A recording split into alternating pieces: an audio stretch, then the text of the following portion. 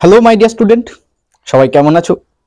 আশা করি সবাই খুব ভালো এবং সুস্থ আছো এবং তোমাদের প্রত্যেককে happy new year. Dear student, তোমাদের মাধ্যমিকের জন্য রয়েছে হাতে আর মাত্র 1 মাস সময়। এই লাস্ট 1 মাস তোমাদের শুধু পড়াশোনা এবং পড়াশোনা করে যেতে হবে। ডিয়ার স্টুডেন্ট, আজকে আমি তোমাদের মাধ্যমিক ভূগোলের 5 নম্বরের ফাইনাল সাজেশন দিয়ে দেব এবং যে কটা প্রশ্ন তোমাদের বলে দেব এর মধ্যেই তোমরা কিন্তু পরীক্ষায় হুবহু কমন পেয়ে যাবে। এই 1 মাসে তোমাদের যারা এখনো ঠিকভাবে পড়াশোনা করনি এই কোশ্চেনগুলো অবশ্যই রেডি করতে হবে। মাধ্যমিক ভূগোলের এমন একটা সাবজেক্ট ভূগোল যেখানে তুমি বড় কোশ্চেনে ফুল নাম্বার পেয়ে যেতে পারো, একটু লিখলে কিন্তু বড় কোশ্চেনেও ভালো নাম্বার পাওয়া যায় এবং ভূগোলেও কিন্তু অনেক ভালো নাম্বার পাওয়া যায়। যদি ভূগোল পরীক্ষাটা ভালো দিতে পারো তোমার কিন্তু টোটাল নাম্বারটাও অনেকটা এগিয়ে থাকবে। তোমাদের ভূগোলে দুটো অংশ, প্রাকৃতিক এবং আঞ্চলিক। আজকে তোমাদের প্রাকৃতিক এবং আঞ্চলিক পুরো বিষয়টাই সাজেশন দিয়ে দেবো। তোমাদের প্রাকৃতিক থেকে দুটো বড় কোশ্চেন লিখতে হয়, আঞ্চলিক থেকেও দুটো বড় কোশ্চেন লিখতে হয়। প্রাকৃতিকে মোট 4টে অধ্যায় রয়েছে: বহির্জাত প্রক্রিয়া ও সৃষ্ট ভূমিরূপ, বায়ুমণ্ডল, বাড়িমণ্ডল এবং বর্জ্য ব্যবস্থাপনা। তো এর মধ্যে বর্জ্য ব্যবস্থাপনা এই অধ্যায় থেকে কোনো রকম 5 নম্বরের বড় কোশ্চেন কিন্তু পরীক্ষায় দেওয়া হয় না। বাকি থাকলো 3টে অধ্যায়: বহির্জাত প্রক্রিয়া ও সৃষ্ট ভূমিরূপ, বায়ুমণ্ডল এবং বাড়িমণ্ডল। এর মধ্যে আবার বহির্জাত প্রক্রিয়া ও সৃষ্ট ভূমিরূপ এই অধ্যায় থেকে তোমরা কিন্তু একটা 5 নম্বরের বড় কোশ্চেন কমন পেয়ে যাবে এবং সেটা তুমি লিখে আসতে পারবে।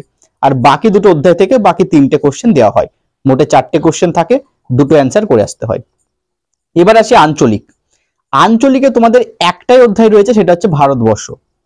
পাশাপাশি আরেকটা রয়েছে স্যাটেলাইট ব্যবস্থা, ওটা কিন্তু কোনো রকম বড় কোশ্চেন থাকে না, শুধুমাত্র ভারতবর্ষ থেকে 4টে বড় কোশ্চেন থাকে, দুটো অ্যান্সার করে আসতে হয়। চলো একবার দেখে নাও সাজেশনটা এবং পাশাপাশি তোমাদের বলে দিই কিভাবে তোমরা সেটা রেডি করবে। প্রথমেই চলে আসি বহির্জাত প্রক্রিয়া ও সৃষ্ট ভূমিরূপ। এই অধ্যায় থেকে তোমাদের বায়ুর ক্ষয় কাজ এবং হিমবাহের ক্ষয় কাজ এই দুটো কোশ্চেন কিন্তু অবশ্যই রেডি করতে হবে। বায়ুর ক্ষয় কাজ এবং হিমবাহের ক্ষয় কাজ আশা করি বা আশা করা যায় এই দুটোর মধ্যেই তোমরা কিন্তু একটা পরীক্ষায় কমন পেয়ে যাবে। এবার দেখো, ভূগোল কোশ্চেন আগের বছর কিন্তু একদম সহজ হয়েছিল, এবছর কিন্তু একটু হলেও কোশ্চেন কঠিন করতে পারে। আগের বছর ইতিহাস কোশ্চেন কঠিন ছিল, এবার সহজ করতে পারে, সেটা কিন্তু কেউ বলতে পারছে না কোশ্চেনের লেভেলটা কেমন হবে। এই কারণে তোমাদের আরো দুটো কোশ্চেন কিন্তু পড়ে রাখতে হবে এবং এই টাইপের কোশ্চেন কিন্তু মাধ্যমিকে দিয়েছে, এই কারণে তোমাদের বলছি পড়ে রাখতে হবে। সে কেমন টাইপের কোশ্চেন একটু দেখে নাও। হিমবাহ ও জলধারার মিলিত কার্যের ফলে সৃষ্ট ভূমিরূপ, এরকম টাইপের কোশ্চেন কিন্তু মাধ্যমিকে করেছে, তোমাদেরকেও করতে পারে, তাই অবশ্যই দেখে রাখবে হিমবাহ এবং জলধারার মিলিত কার্যের ফলে সৃষ্ট ভূমিরূপ। পাশাপাশি দেখে রাখবে শুষ্ক অঞ্চলে বায়ু ও জলধারার মিলিত কার্যের ফলে সৃষ্ট ভূমিরূপ। তো এই টাইপের কোশ্চেন কিন্তু দিতে পারে, যদি মনে করে একটু কোশ্চেন হার্ড করব বা লেভেলের কোশ্চেন করব তখন কিন্তু এই টাইপের কোশ্চেন দিয়ে দেবে। তো এই দুটো তোমরা অবশ্যই দেখে রাখবে এবং এই 4টে কোশ্চেনের মধ্যে তোমরা কিন্তু একটা কমন পেয়ে যাবেই এবং 5 নম্বরে একটা কোশ্চেন কমন পাবে এবং করে আসতে পারবে। এবং এটাও তোমাদের বলে রাখি, এখানে 3টে ভূমিরূপ সম্পর্কে লিখতে দেয়, বেশি কিছু না, জাস্ট 3টে ভূমিরূপ লিখতে আসতে হবে।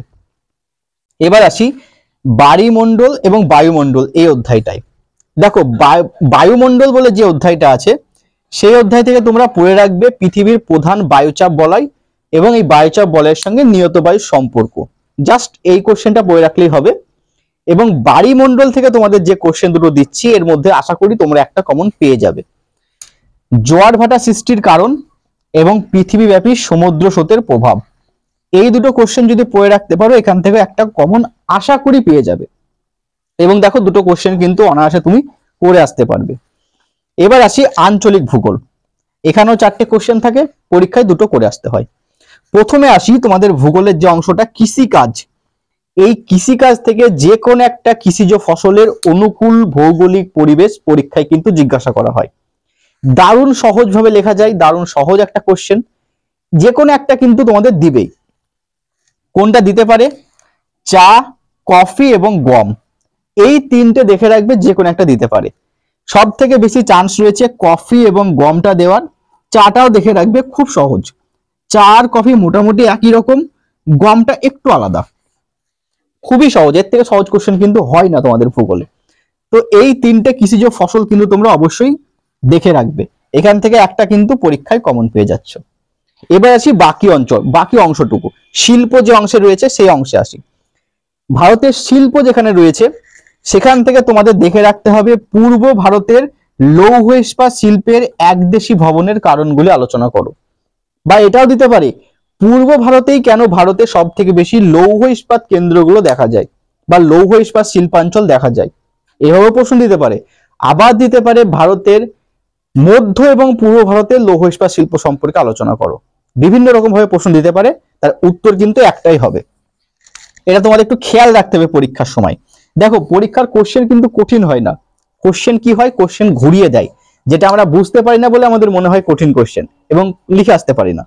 তো এইগুলো তোমাদের কিন্তু একটু নজরে রাখতে হবে বা ভালো করে কোশ্চেনটা পড়তে হবে কি জানতে চেয়েছে, তাহলে কিন্তু অ্যান্সার করতে পারবে।